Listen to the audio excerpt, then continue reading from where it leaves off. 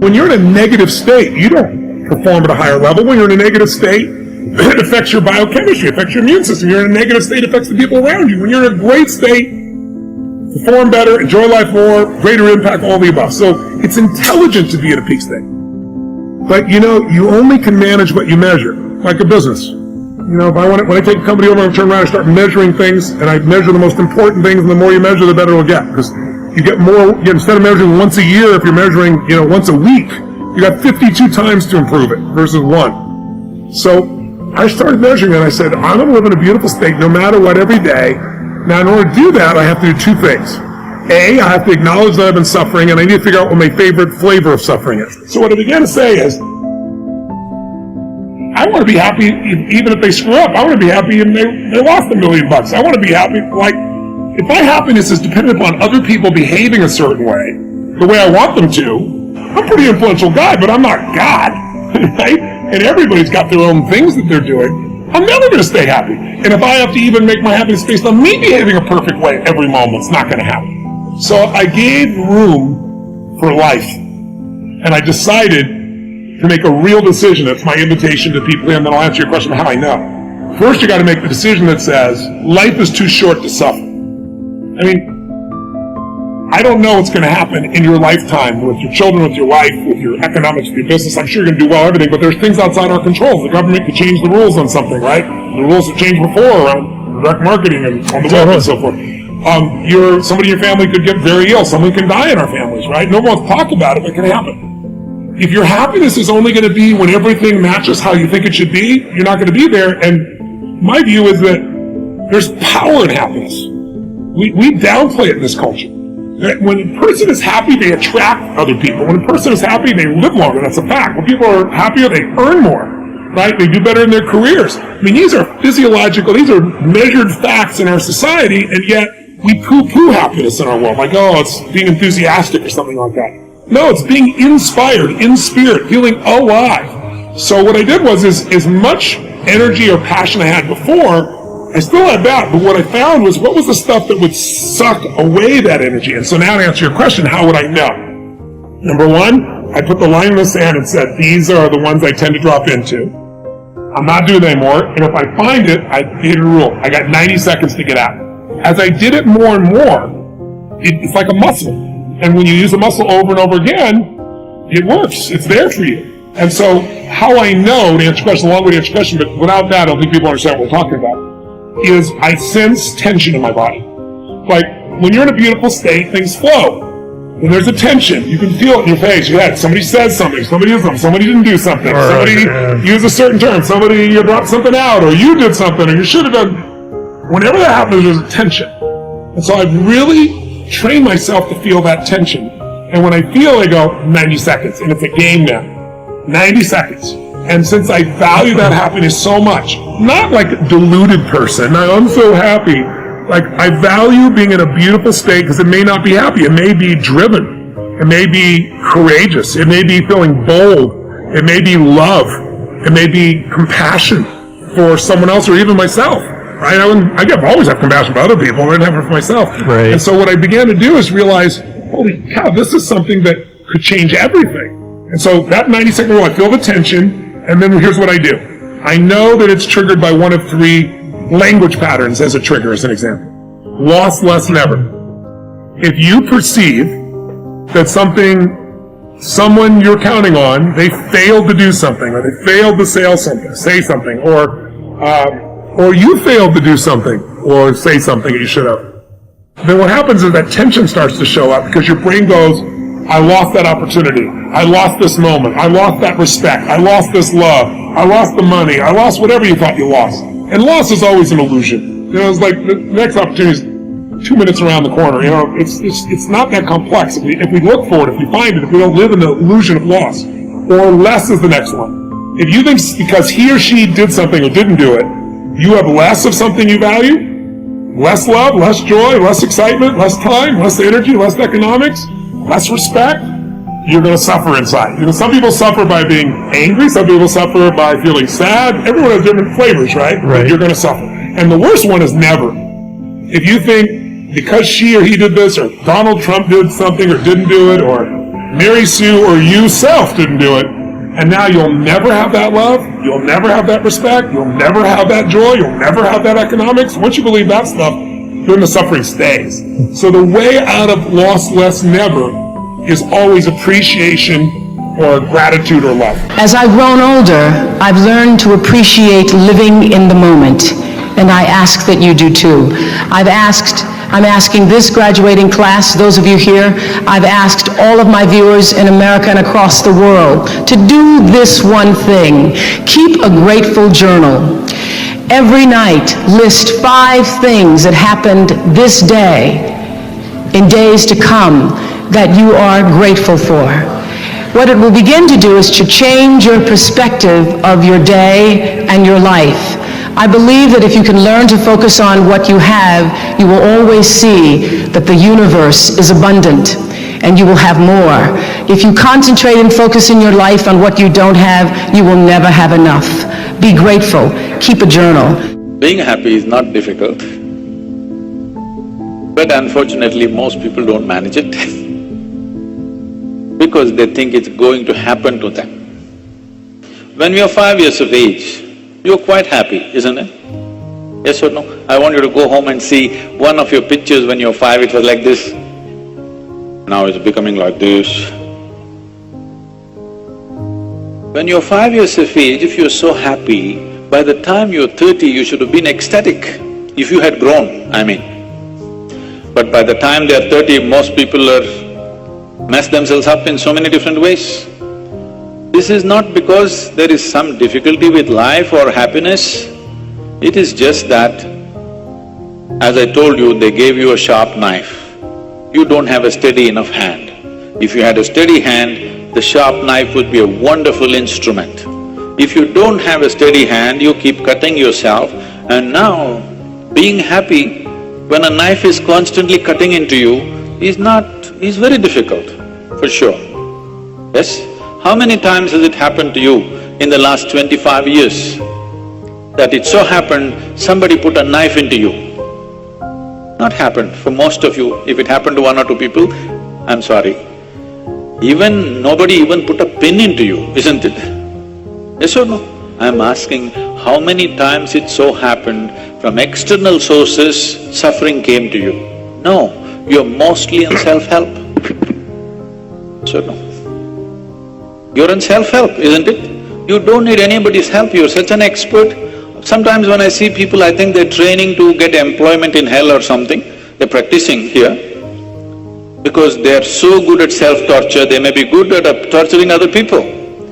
So happiness is neither easy nor difficult, because there is no states like this. This is happiness, this is unhappiness. You are slipping between this and that any moment, isn't it? Yes or no? It's not like there is a capsule of happiness and a capsule of unhappiness and they're separate. No, it is all intermingling, one moment like this, one moment like… in the same situation. One moment joyful, one moment miserable, another moment some other way. Is it not happening? So these are not anything, this is just this. You are a volatile being right now, not stable enough. I told you this is an evolutionary problem. Your intellect and your awareness evolved ahead of your physiology. You're only 1.23% away from a chimpanzee, but in intelligence you are big away. Now your own intelligence turning against you, one simple way of being happy is you go for a lobotomy. You know what that is? Remove half of your brain. You will always be like that. So it's easy. It's not easy, it's not difficult. Should it be managed? You don't have to manage happiness, you must learn to manage your faculties.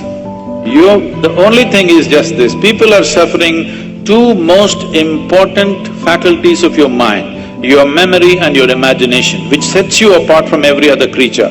What happened 50 years ago, you can still remember, which no other creature on this planet can probably, distinctly. And you can project into what may happen in the next 100 years. These memory and imagination are 2 basic faculties which makes us human and on top of the evolutionary pile. This is what people are suffering. What happened 10 years ago, they're still suffering. What may happen day after tomorrow, they're already suffering. This is not that they're suffering life, they're just suffering their memory and their imagination. So happiness, don't aim at happiness, just look at yourself. How what you call as myself is being conducted. If you conduct it, if you know how to conduct it the way you want it, you will be blissed out. Yes? It is not being conducted. So happiness and misery is happening by accident. Somebody else can cause happiness to you, somebody else can cause misery to you.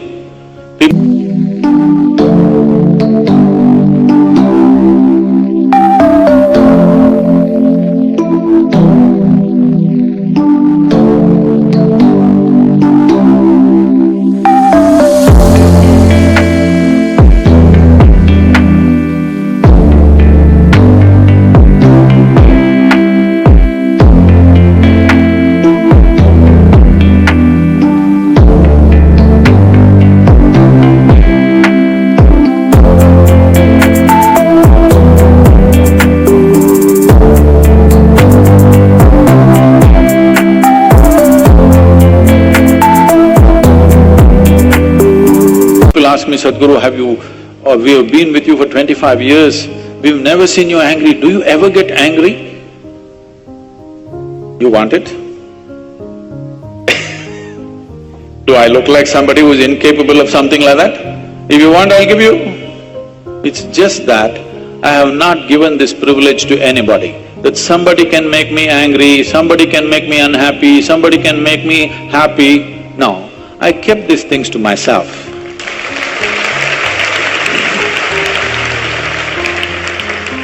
You must keep it to yourself too. It must be… the best hands are you, isn't it? Yes? Your joy and misery must be in your hands, isn't it? If you choose to be miserable, I'm not against it. But what you want should be happening within you, not otherwise, isn't it? It's kind of unrealistic and can be destructive to place the responsibility for your happiness on anybody other than yourself. It's Nina's fault that I'm not happy. Where are you, Nina? Blame yourself. Success completely misunderstood. Rise and shine, it's Espresso time. What's up, Believe Nation? It's Evan. I believe in you, and this channel is designed to be part of your daily success routine. So let's start your day off right together. Grab your coffee and sip on today's message. Take responsibility.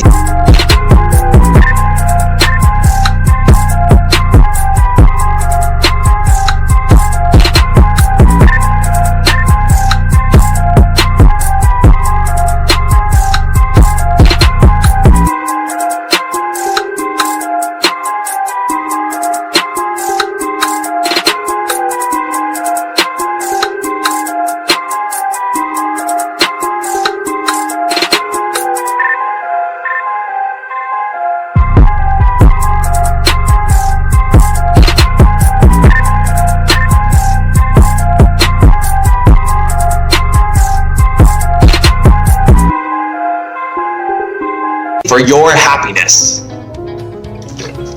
Over to you, Will Smith. Also, if you want to know what Will Smith has to say about confidence and excellence, check out my 254 series, where every day for the next 254 days, I will send you a morning video for free to help you build your confidence. The links to join are in the description below.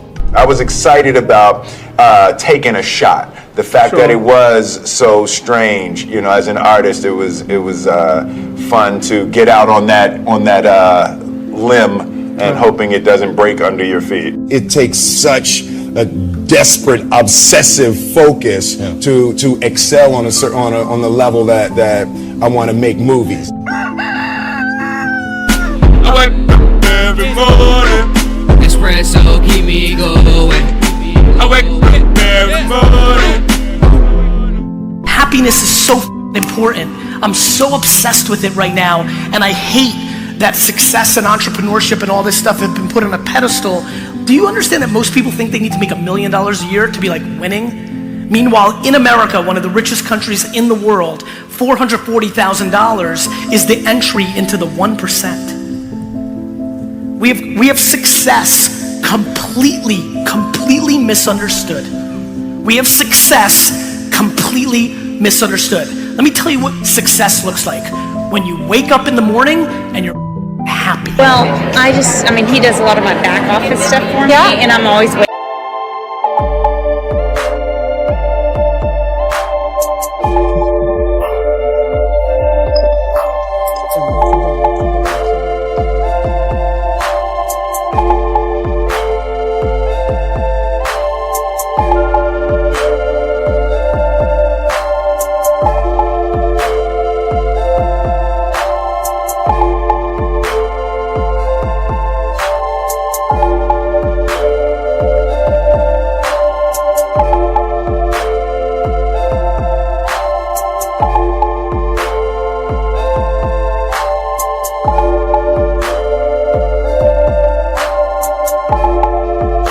For him to help me, and like my coaches are like, you're fine, you can do it, but I'm like, you don't understand. And he's the support, but he's not like moving fast enough. Right. The reason why he's not is because he doesn't understand either how critical it is that he supports you. Right. He doesn't feel like he matters. Probably, because I probably don't make him feel like he matters. That's it, bingo. Yeah. If you were to leave here and do nothing but anytime you go, oh my God, I so appreciate that you just did that. You have no idea. Thank you, honey. If you were to bring him more into the business, not as in selling, Right. but cheering for him, Right. and making sure he understands that every stride you make is only because of what he's doing back at home. Right. So true. That will change how he behaves. Oh, I know it because I have the part of our company that's out in the spotlight. My husband runs the books, runs legal, runs operations, Right. runs HR, and is also the point parent while I travel. Right. And so it'd be very easy to feel unappreciated Right. because his role is not visible. I go out of my way to Snapchat at him, to acknowledge him, to elevate him, to thank him, to make him feel appreciated. Because that's what's missing. If somebody's not motivated on your team, whether it's your spouse or somebody else, they don't feel appreciated. Okay. That's why.